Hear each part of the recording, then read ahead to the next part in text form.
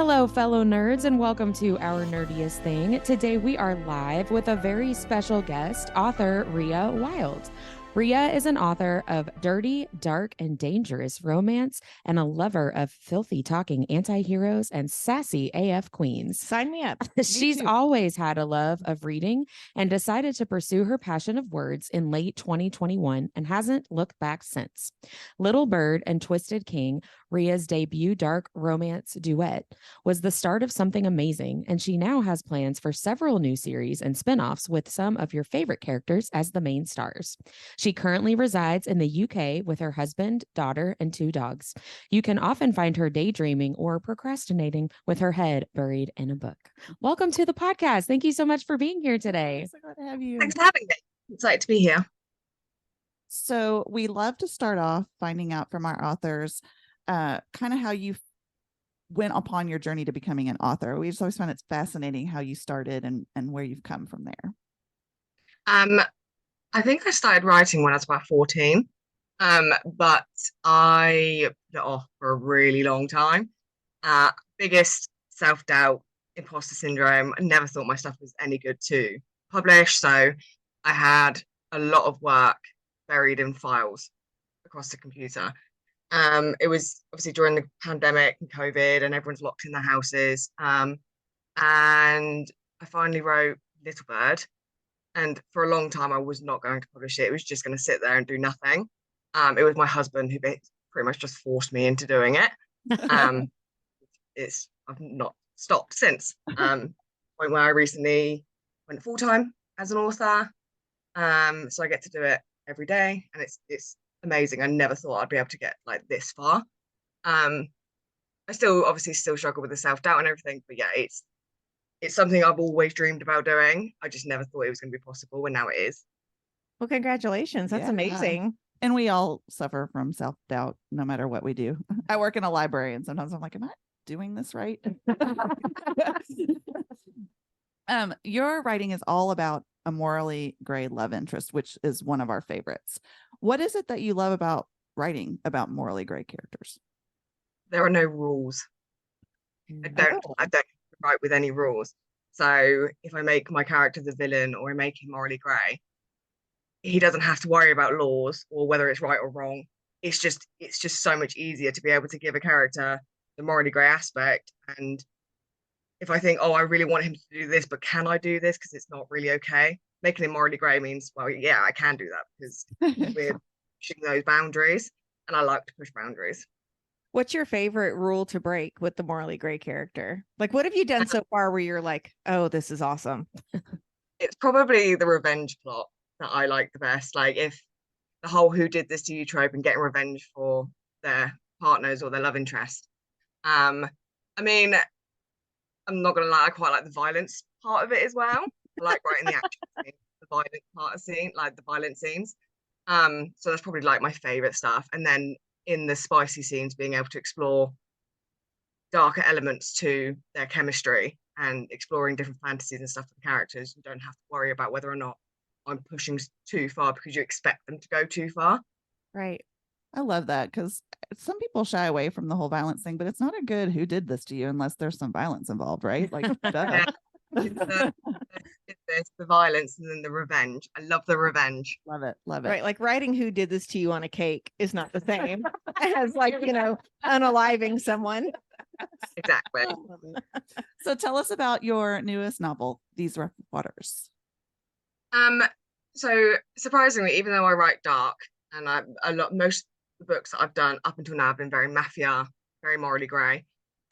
Small town romance is my favorite. It's my favorite to read. This is my first small town romance I've ever done. So being able to do so, it's become my favorite book I've done to date. The characters, the town, like everything about it is just, I love it so much. The release is daunting and exciting all at the same time. But I've created a character that is tragic. He's tragic, and so is she. And it's very much found family, fixing each other, and like leaning on each other. It does have the dark elements to it. He is very morally grey. but having the small town aspect with like the scenery and the sea, and it was just, yeah, it's my favorite thing to date. That was going to be Awesome. my next question. I was like, if it's small town romance, because I always think of like Sweet Home Alabama when someone says that. And then I was like, wait, there's still dark romance in here, right? And when does that She- come out? When does that release? 24th of August. Oh, Oh, so that's really soon. close. Yeah, Yeah. really soon. But yeah, I made it dark. She's a single mum. I love writing the single mum trope. As a mother myself, being able to add in like little pieces of me and my relationship with my daughter, adding those to the pages, I love doing that. But he's a retired assassin. And Ooh. so like dumping this very dangerous man in a very tiny town, it was a lot of fun. So I like that Yeah, I do juxtaposition too. too. Like that makes for some serious, interesting scenes, I bet. Like, Well, and you don't read that all the time, which would no. be really fun to read for once, because it's either small town and it's mushy, or it's Mm. big town and violent. Yeah, Like, right. you don't really You see a don't- mix. the intermix, yeah. I'd say it's not very mushy at all. It's a slow burn. Anyway, he is grumpy as hell. He like hates everything. Oh, I love that. Um, and I mean, they don't really like come together until around 40% the way through. The first 40% of them basically just don't argue all the time. But it's also like reluctant help. So there's a certain scene right at the start of the book where he breaks into her house while she's in the bath, not realizing that she now lived there. He thought someone was robbing the house. And so they end up having this big fight in the house. She's just dressed in a towel. They're arguing in the living room. She threatens to hit him or something along those lines. And they have a blowout. And then as he's walking out, he's like, "You've got a leak in your roof. I'll fix that for you tomorrow." And then just walks out. Like it goes from like at each other's throats to reluctantly helping her the next day. And that kind of happens a couple of times where they're like ping-ponging with these arguments and these like insults at each other, but they'll do stuff for each other. So she'll cook him dinner, or she'll take his mail in or take his deliveries in, but they're doing it so reluctantly, and eventually it just ends up sort of a little bit of forced proximity to them because they live directly opposite each other. And I have to ask, because I know you're in the UK, so I assume everyone just thinks you're from London, but do you live in a small town or a large town? I live in a small town. Okay, so I love seeing where that inspiration came Yeah. from. That's fun. That's so cool. So most of my books, I base them in the US anyway. This one is particularly inspired by the islands off the coast of Maine. Mm. So it's a completely fictional town, a completely fictional island. It's not based on anything in particular, but it's sort of inspired by. And I just find it so much easier to write in the US because I can separate myself from it. Whereas I find it really hard. I would never be able to write a romance book based in the town that I live in. Like, I Right. just couldn't.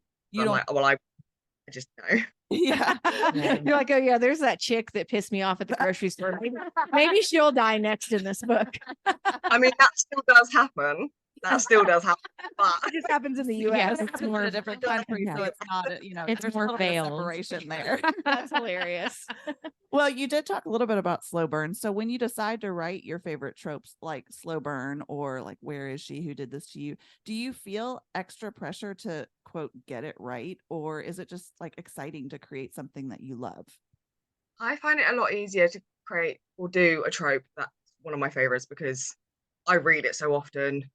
You know, I love it that much that when I'm writing it, it's the easiest thing for me to do. Is when I'm writing other stuff, tropes that maybe that I'm not that into or I haven't read that much of that I find harder. I do want to get it right, and I probably doubt myself more on the tropes that I love than I would on tropes that I wouldn't. But it's coming out initially is actually a lot easier for me. So one thing that we do talk about on our podcast, besides books, because obviously that's what we talk about mostly, but we talk a lot about our fandoms and like nerdy things that we're a part of. Do you have any fandoms that you're a part of or nerdy things you like to do? I don't think I'm in any sort of fandoms. I sort of follow fandoms, but I'm not in them. I've got the Fourth Wing because I'm absolutely obsessed with that, and it's dragons. And then you've got Game of Thrones as well. So I follow a lot of it, but I'm not actively like involved. You're not crazy like the rest of us. Um, I'm like, I know that person's pet's name, and I need to know like what pictures they have up in their house, and like, you know, I get real crazy about the fandoms, but that is what our podcast is about. It's because we're kind of nuts about it, which is fun. I mean, I love seeing like the hype about it, and I like reading other people's posts or fan fiction or seeing the artwork that comes with it. Like that's what I mean when I say I follow it, not actively involved. I will comment every now and then. But yeah, I'm not actively involved in it. So Kind of that way too. I was just thinking, that's mostly how Both are liars. No, but I mean, there's a lot of things that I just kind of like keep tabs on because I enjoy Right, it. But right. I'm the same as you. I don't necessarily like Think of how many engage in it. how many Yeah. fan groups all three of us are in. Yes. Comment in every day. No, I mean, Well, that's only a couple. I do that, but I Me. also like I get stressed about all the drama. When something drama happens, I'm like, Yeah. I'm out. Like I'm not getting involved in that. I'm I done with don't. this. It makes me stressed out, and I'm like, y'all deal with that on your own. Well, we've noticed a lot Yeah. of author on author drama lately. And like it's just been in like this last month. And, you know, as people that interview authors all the time and, you know, want to work with them at book festivals and everything, we're really trying to stay out of it. But gosh, there's been some really ugly behavior happening. I don't know where that come from all of a sudden. Is that something that's always been there? And yeah. So is it always like that, or is it just, and we're just now seeing it, or is this new? I wouldn't say it was always like that. I never experienced any sort of like bad behavior towards me. I just hope I've never done it either, not that I know of. And a lot of my author friends I'm really close with, we've never had like any issues or anything like that. I've seen it happen, and again, I just step away. I'm not getting involved in that. It's not my place to say anything. Right. If it involved me personally, yeah, I'd say something. But if it's not anything to do with me, then I'm not going to go put in my 2 cents because I don't want to get involved. Yeah, I don't blame you. I've got to live a drama-free life. Thank you.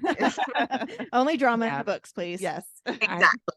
I've always been that way too. One time there was a girl that annoyed me in high school, and she accidentally, like, I rolled my eyes really hard at something she said, but she saw me and then like tried to fight me. And I backtracked real quick. I was like, oh my gosh, I would never. I was rolling my eyes at somebody over there. It was bad. I mean, I've always been like, no, I was looking at the ceiling. I just wanted to see what was going on up there. So we're going to do our nerdy and dirty speed round now, where I'm just going to give you some quick prompts, and we would love to just hear the first thing that pops into your head. Okay. No pressure.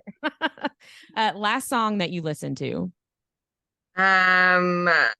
I was on my country playlist, but I can't remember the song. It was a country song. A country. My husband loves country. Not I could probably tell you, but what fictional character do you have a crush on? Kate Eaton from the Chestnut Spring series. A book series that you always recommend? The Angels of Elysium series by Ria Wilde. Very good.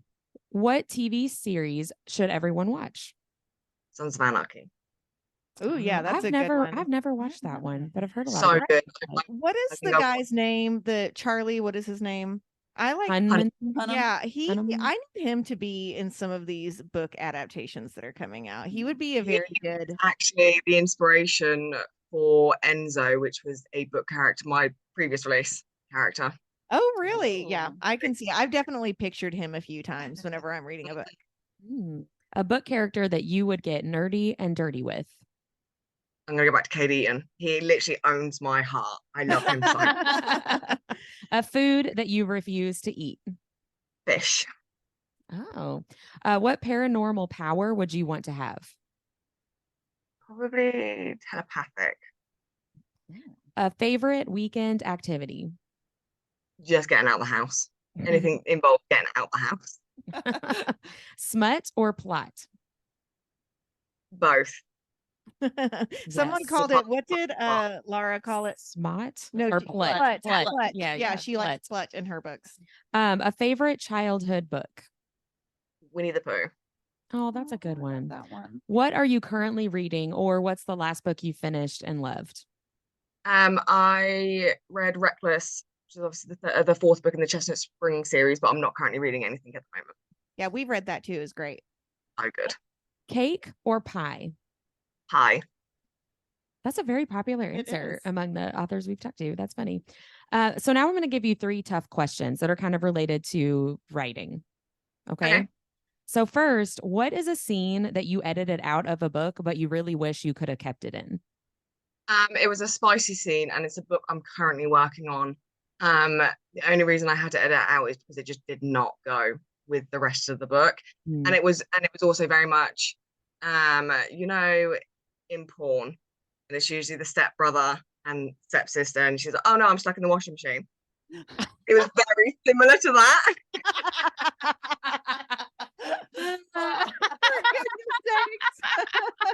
That's the best answer we've ever received. I think It it's was very great. similar to Make that. it a bonus chapter. Yeah, you could use it in your next book. I might do Yeah. it like it seems like bit at the end of the book. But basically, she got stuck in a window, and it went on from there. But I was just like, I can't do that. Like, I'm kind of into it. I know. I'm here If for you it. need beta readers for that chapter, just send it our way. What is a super specific detail that you know about one of your characters that doesn't actually affect the story or plot at all, but it just makes you love them more? my main male character in the book that I'm currently writing, he's scared of heights.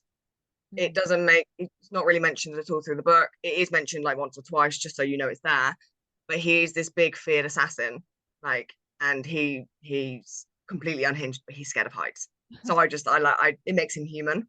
That's what I was just So- about to say. It makes him a little bit more relatable, right? But When also, he's, don't yeah. you envision assassins like hanging off the side of a building? Yeah. And that's not what they do, right? They're probably quietly going into someone's home and taking care of business. But I'm like picturing it like Alias style. I think Yeah, about like right. sniping from way up. Right, high, yeah. Yeah. The That's best bit is that the town that is currently set in is a lot of cliffside, and his cabin is set right on the edge of a cliff.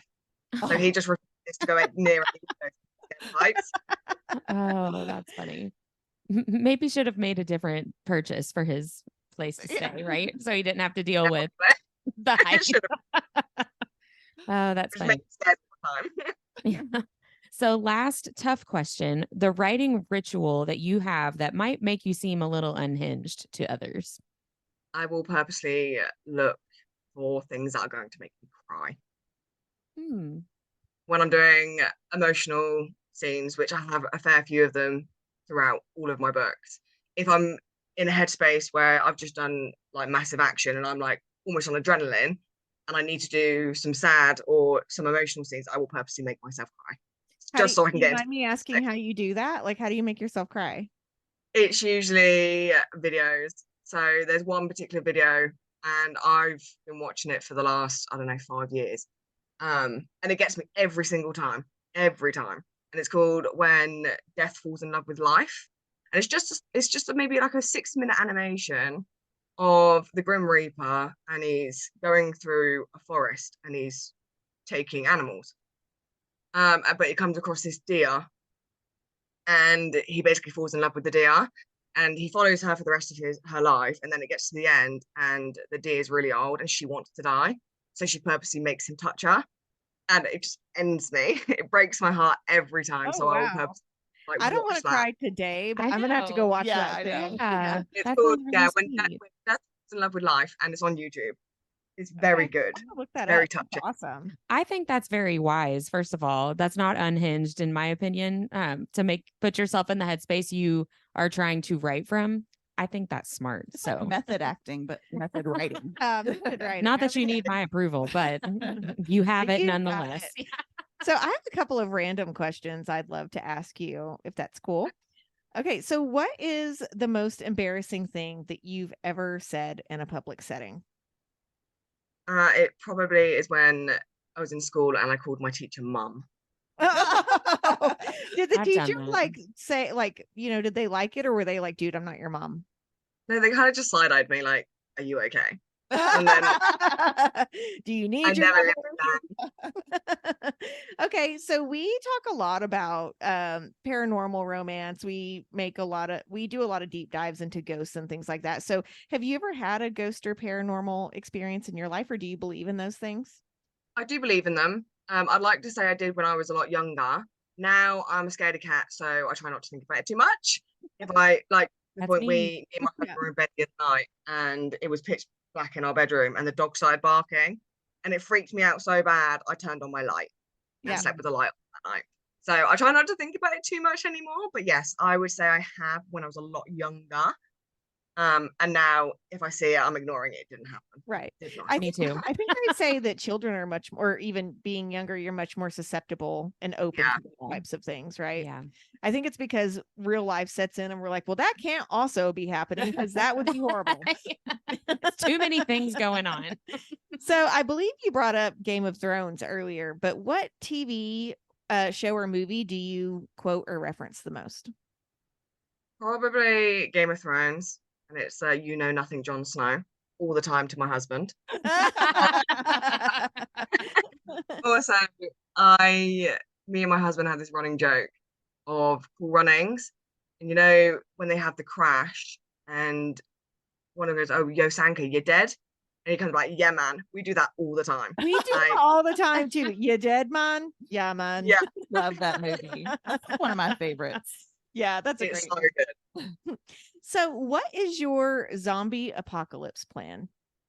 I don't have one because I'm going to be the first one to die. I I've would accepted. do that. I Like, can't run very fast. I feel like that about me. I would panic. I would be like, just eat me. I don't want to do this the rest of my life. Yeah.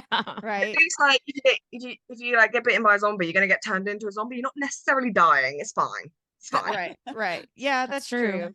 I don't know. I think I'd rather die though than be a zombie, to be honest. Yeah. I think I Either way, I'm not surviving a zombie apocalypse. I'm So, with you. Yeah. So we all need to go to someone else's house. Don't come here. yeah. That's me. So I know that we're going to be seeing you at Lust in the Low Country here not very long from now, actually. So, and I'm assuming we're going to be talking about your book that is about to release, but what are you writing next? I'm writing book 2 in the series. So book 2 follows the male main character's brother. Oh, okay. So Great. I'm working on that book at the moment. I'm almost finished it actually. Is he also an assassin? Yes. Okay. So And then, Nice. main male characters, there's 3 of them, they're brothers. They're all it's like a family business. Mhm. yeah, I was going to ask, is it too spoilerly to tell us how all 3 of them got turned into assassins, or do we need to read? Their father their father turned them into it. Daddy Is issues. there's going to be a little bit more backstory to the organization they work for in the second book, but I can't give too much away without spoiling too much. Please Sure, don't. yeah. Right. Yeah. And when do you have a roundabout publication date for that one? That one is going to be released November 9th. Okay. Oh, So that's awesome. very soon too. Yeah. Great. Okay. Can't wait. So again, we're going to see you at Less in the Low Country in just a few weeks, but what other events or festivals are you doing in the next year? My next one is lit, and then I've got Readers Take Denver in April. I'll be there. Yeah, I'll be there too. I'm really excited for that one. I'm really excited for October as well. I'm trying not to panic about it. So, and then I've got one in Cardiff in November, this coming November, which is just like a nice little small one, which I'm really looking forward to because there's some authors there that I can't wait to meet. So that sounds really fun. Yeah, Well, that great. sounds I'll get to awesome. see you twice in the next year. Where can we buy your books? Where do you want people to buy your books? That's always the better question.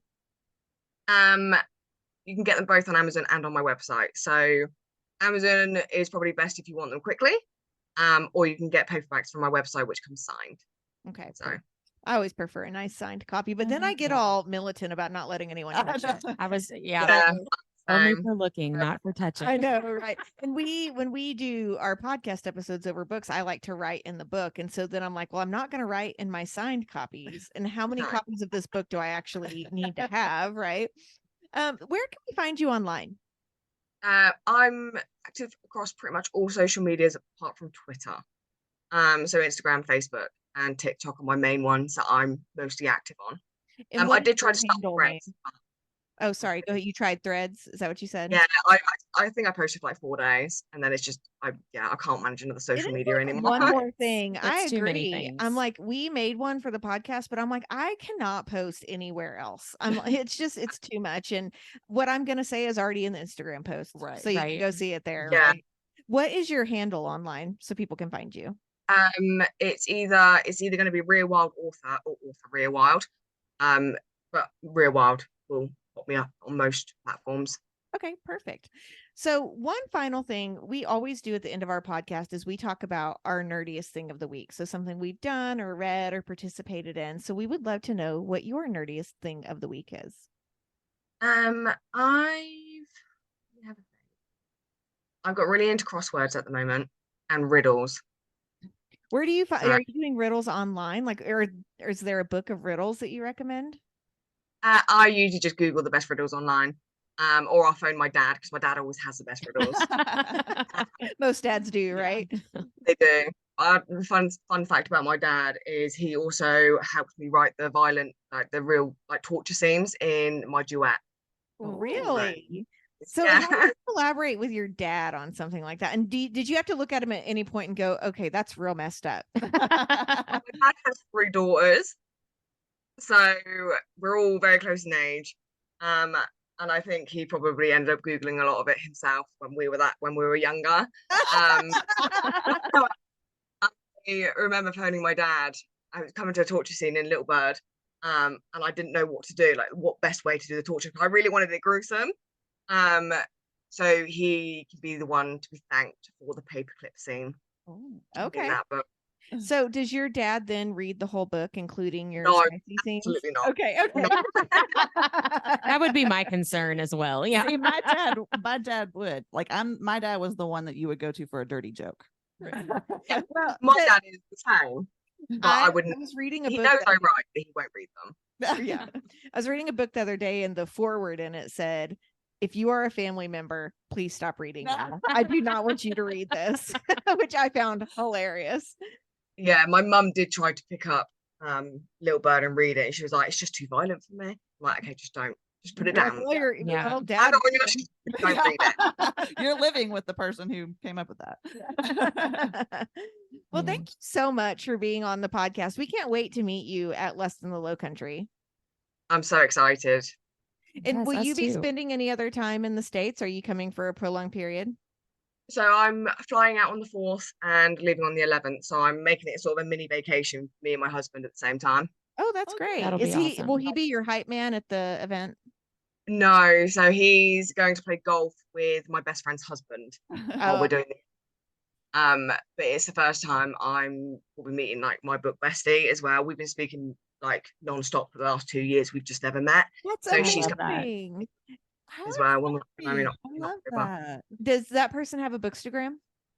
She does. It's Bookish Amanda. Okay, we'll have to go look her up. Yeah. Yeah. She's lovely. She's very southern though. So if you ever hear her speak, tell her to slow down. Do you mean Southern UK or Southern US? Southern US. Okay, right. We're the South, but we're like Well, north of the South. Yeah. right. And I feel like sometimes people think we have accents, but I don't hear it very often, to be honest. Yeah. Yeah, she's Alabama. Oh yeah, that'll do it. That's deep Yeah. south. Yeah. That is, I mean, I love her yes. talk. Like I could listen to her talk all day. She could read me my grocery list if she wanted to, because I love her accent. She probably But when said she gets the same about fired up, she speaks so quickly. I'm like, I can't understand you, babe. You can slow down. That's great. Well, thank you so much again. We'll see you here in a couple of weeks, and we just appreciate your time. It was so nice getting to know you. Thank you for having me. All right, we'll see you soon. Thanks. Have a good one. Bye. Bye. Bye.